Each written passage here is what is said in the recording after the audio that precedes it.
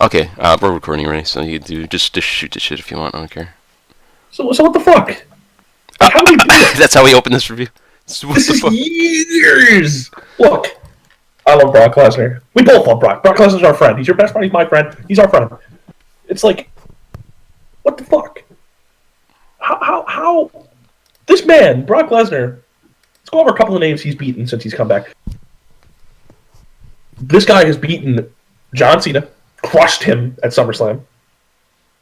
He beat Seth Rollins and John Cena in the same match. He beat Roman Reigns. He beat Dean Ambrose. He beat Triple H twice. He beat fucking CM Punk, whatever. He beat the Big Show at that Royal Rumble where he just destroyed him with the steel chair. And, of course, he ended The Undertaker's undefeated streak. And beat The Undertaker again inside Hell in a Cell. So he beat The Undertaker twice since he came back. And yet... Oh, one more thing. He also won a real UFC fight this year. Yeah. But it was also... Probably the most important thing of them all. But it was also, keep in mind, it was also kind of downplayed after because of the drug test. Yeah, whatever. Brock Lesnar didn't need to take any fucking drugs. But that we don't even know the full story really behind that. But anyway, he got beaten by a 52-year-old man who has not wrestled in over a decade, who only returned to the company like 4 weeks ago. Years of storytelling. This guy, the last time we saw Brock Lesnar wrestle, he nearly killed Randy Orton. Okay? He has beaten Randy Orton, John Cena, Triple H, Undertaker, CM Punk, who's the longest reigning WWE champion in the Common Era. John Cena was a 15-time world champion. The Undertaker, whose streak was 21-0 that Brock Lesnar beat. Triple H, who is fucking God. Okay? The Shield, all three members of the Shield who have been your main event guys for the past 2 years. The Big Show, who is a fucking giant. He's beaten all of them. And all that credibility from beating them, as well as winning a UFC fight, no matter what the means were under that he won. All that credibility was just flushed down the toilet in 3 minutes. Official match time, 1 minute and 20, might I add.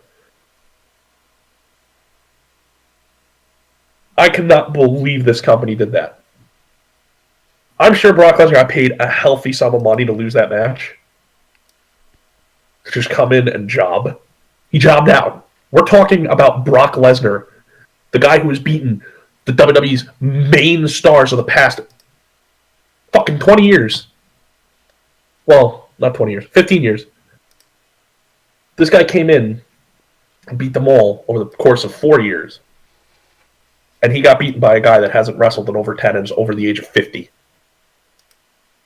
In under 3 minutes. How the hell do you do something like that? What thought goes through your mind as a writing team that says, yeah, we'll let Golderg beat him in 3.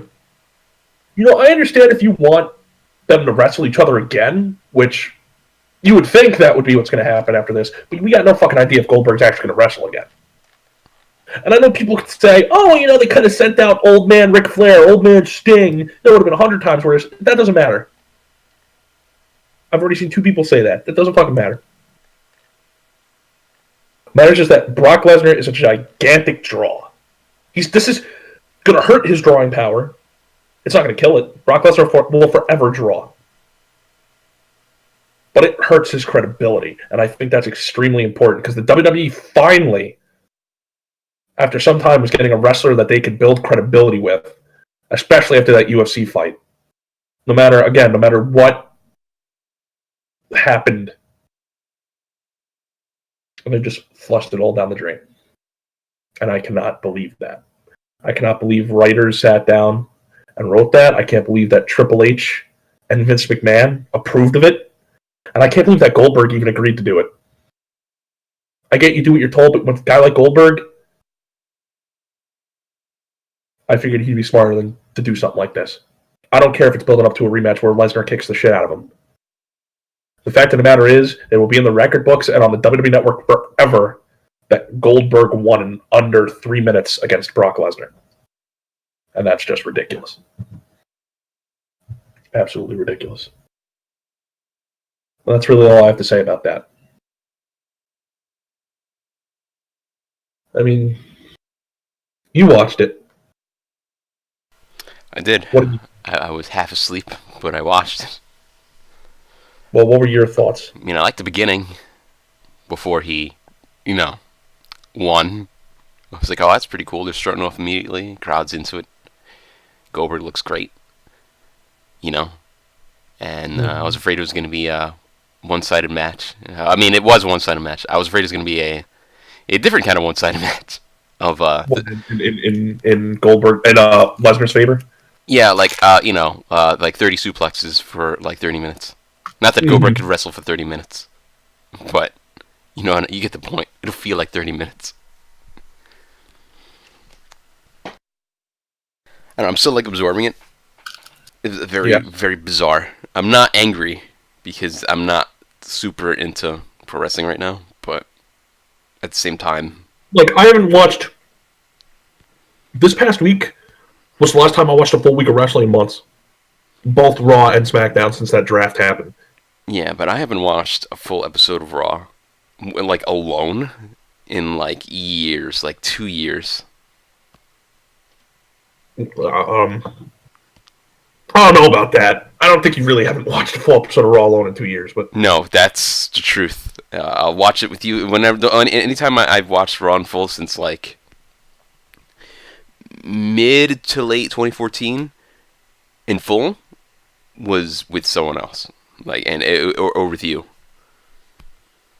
I can't think of any, especially once you get to 2015, I'm definitely done. But anyway, that's not the point. At first I was like, oh wow, how amusing, but now I'm just like, oh god, Lesnar just got pinned clean in like 3 minutes. Oh god, this guy ended the streak. Oh god, this guy did all this shit and no one could stop him, and it just ends like that. It's like if Goku just came in the middle of the Frieza arc. He comes after, like, Vegeta's like on the floor and he's like crying and he dies.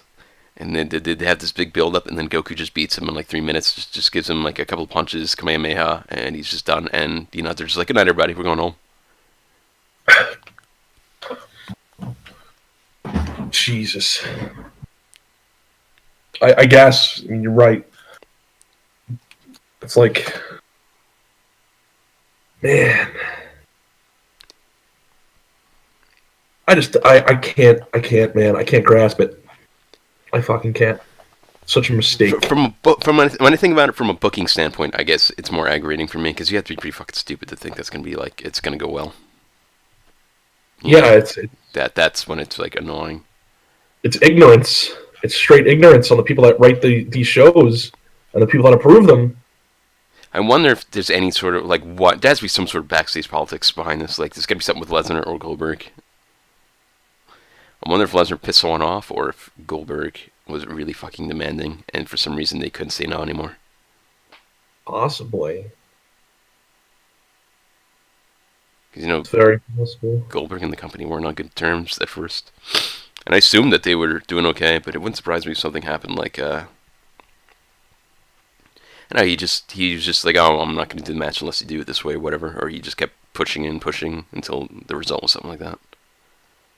And it's like, oh, you give him the rematch later. And WWE loves her 50-50 booking. Yeah, I just...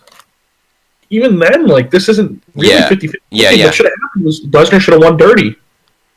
If you wanted to do the rematch and you wanted to keep your 50-50 booking, have Lesnar win dirty. Or lose in some weird way. That's not even 50-50 booking, though, because Goldberg won the first encounter. Yeah, but it, like Goldberg lost... I mean, have Goldberg win dirty, but not in a way that makes him look like a fucking... Because you don't want him to look like a heel. You want him to be cheering. I'm trying to... it's hard to explain, but, like... I get what you mean, but it's a record book deal. Right, but, I mean, Goldberg... Lesnar lost to Taker, and that was just straight up dirty. So I didn't think that was so bad. I don't think I would have minded I don't think Lesnar losing in itself was a big deal. It's just him losing clean, let alone clean the way he straight up jobbed to him, like he got like no offense in. That's what makes this like unbelievable. It's not even just the fact that he lost. Even he didn't even lose in like a good match. No, I mean, it wasn't a bad. It was just it was like a squash thing. It wasn't even really a match. Like Meltzer's probably not even gonna grade this match. Like, it's just after everything they've had Brock Lesnar do, the people he's squashed.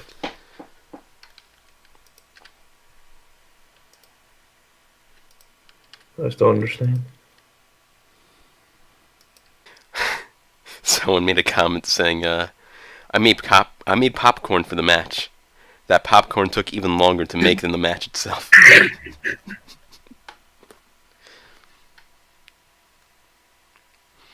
I mean, if there's one thing you could say, Cpman, that was a Golderg match. Yeah, I guess. You wanted your Goldberg nostalgia, and you got it.